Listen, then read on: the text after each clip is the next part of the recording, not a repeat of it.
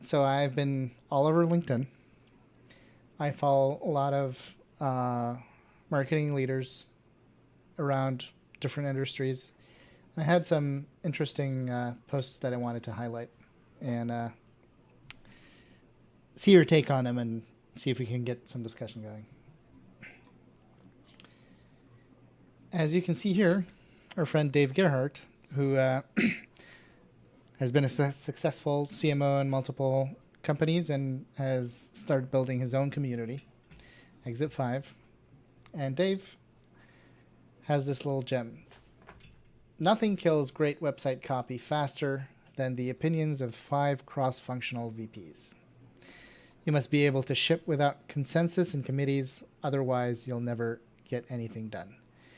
And I would like to think this has resonated because this has over 800 reactions, around 100 comments, and 19 reposts. I have feelings. What are yours? So many feelings.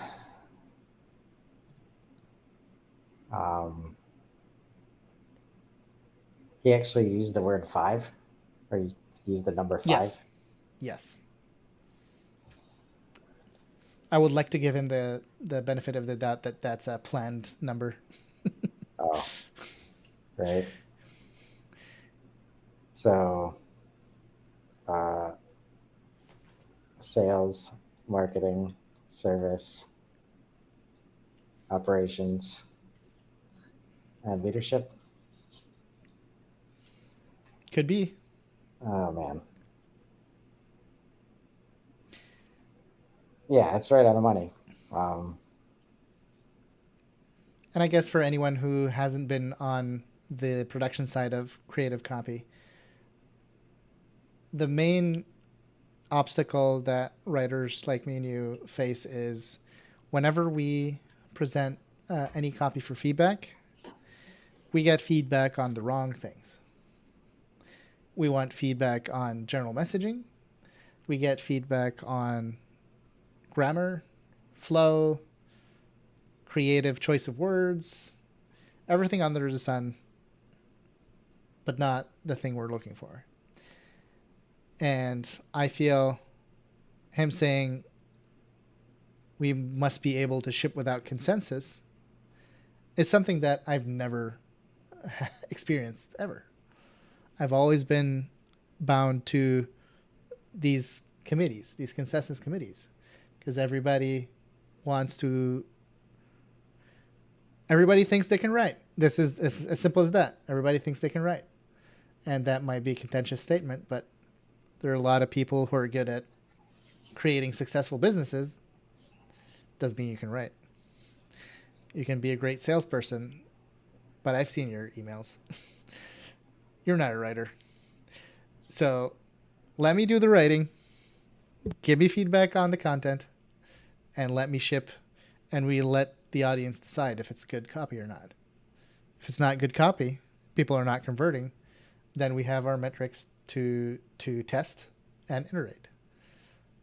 But if we never ship, we never get that feedback. And this is from the constructive side. My destructive side is just let me do my job.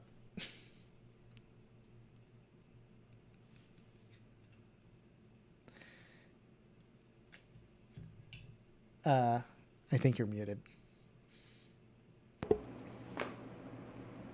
Just let me do what you hired me to do, right? Exactly. Yes. And And I wanna look at what the feedback is and what the comments are, and I have a belief that you see everybody's commenting like this hits home. yeah, this is So I another think one we're of those preaching to the choir. super obvious situations where I think it's less about everybody thinking they can write and more about everybody always having an opinion. And that's why, like, I don't go into engineering and tell them what designs to make. I might be able to look at something and throw an opinion their way. That doesn't mean they should listen to it. right? I'm not a trained engineer. So why would it, like, everybody has an opinion and everybody has an opinion on marketing. And it's because, like, it's the foundation of why marketing, has trouble executing in these environments. And it's obviously frustrating beyond belief. Um, but like you said, what matters is the opinion of the buyer, of the audience. And more often than not, the people with the opinions inside are not the target audience. They are not the target market. So you have to let go of the way certain words make you feel. And by the way, we're choosing those words because we know the customers are using those words. Like, and this is why you let us do our job. Like, we've done the research, we talk to customers. This is how you resonate with customers. Use the words they use. Use the emotions that they, resonate with. Create emotion for them. Don't dumb it down. Don't hold back. Right? And so when you do have five stakeholders, like, it's dead. I mean, it does kill projects and it kills careers. Like, it's very hard for somebody to get something done in that environment. And it's an environment that most other teams don't have to execute in. This is why I like to put it, like, in most of these organizations, like sales, engineering, operations, service, have like a 50-year head start on marketing, 70-year head start, 100-year head start. These organizations have never had to do marketing before.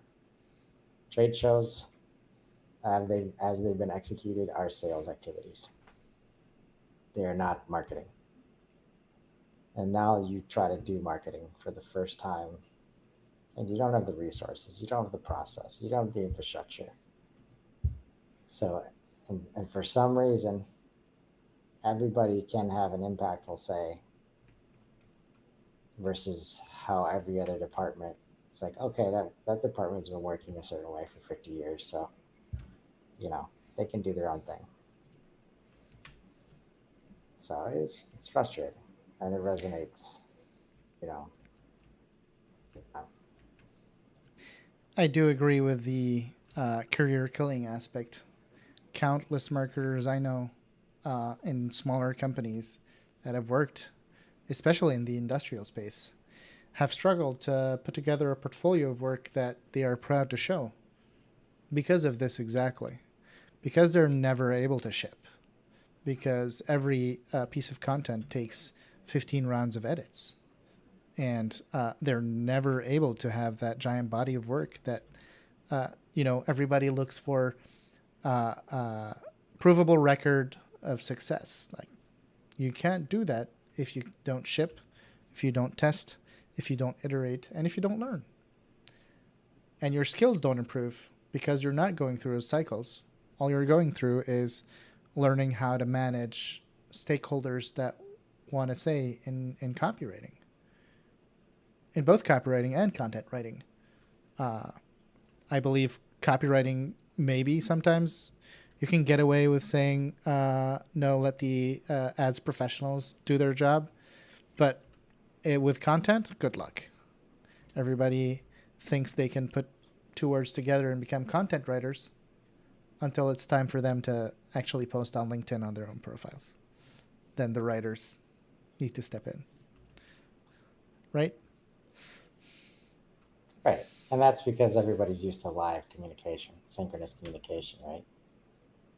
They have control over the message and they can spin it real time. Like, you feel more comfortable using edgier language because you can explain it away depending on how the person reacts. But when you're not there for them when they're reacting, and you don't know the target audience, it doesn't go as well. So instead of going in there, you just stay out of it. You don't do it. Or you stop other people from doing it because you're worried they're going to piss people off. And, again, that's a big part of the transition that these companies are having trouble making. Like going from synchronous communication to asynchronous. It's a completely different ballgame.